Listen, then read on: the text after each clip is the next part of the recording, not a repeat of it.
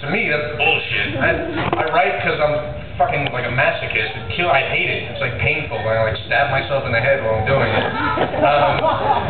But this next piece I had writer's block for a really long time, and this piece just kind of came out of me one day. It's inspired by a true story, and is the most fun I ever had writing anything, and it's my personal favorite, so I hope that you all enjoy it as much as I do. It's called Colombia. In Colombia, life is so hard, there's actually a town called difficult. Seriously. She's been at war so long that silence sounds like a miracle. Her national bird is a paramilitary helicopter. For 35 years, she's watched her sons grow into men with guns, so blinded by the cycle of violence they've got rifle scopes for eyelids. This war has brought so much death to her towns, her biggest industry is digging holes in the ground. Her national anthem is a funeral dirge. But in Bogota, one man looks out his window at all that she's been through, and he sees the potential for a different tune. His name is Cesar Lopez, and he's trying to heal his country's scars by turning guns into guitars. He holds a rifle with 4 hash marks etched in it, one for each of the lives that it ended. But when he shoots it, instead of a bullet, a note comes out. Because the trigger mount has frets and the barrels become a neck. The chamber is loaded with nothing but music, and he uses it to soothe the wounded after an attack, like some crazy angel trying to tune a pitchfork into a trumpet.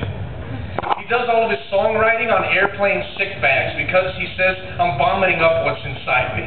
He says violence fears love because love is stronger. Violence fears my voice because a song goes beyond someone's death. Colombia, you've been ripped apart by drugs, guns, bombs, and theft, and the beauty queen of Medellin tearing the infant from your breast. But sometimes survival means you gotta make music with what you got left. So let it go, Cesar.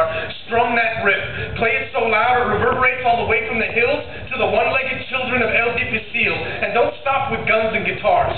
Turn every weapon into a work of art, until the report of artillery comes across like a short, distorted melody, until all the strains of violence are mistaken for violins. Turn tanks into pipe organs. Turn rocket launchers into saxophones that blow acid jazz when they explode. Turn crossbows into cellos, Molotov cocktails into wind chimes, landmines into piano pedals, until every battlefield is dressed with a less heavy metal, and the theater of war plays out like a musical score, where the underground army's just another name for the orchestra.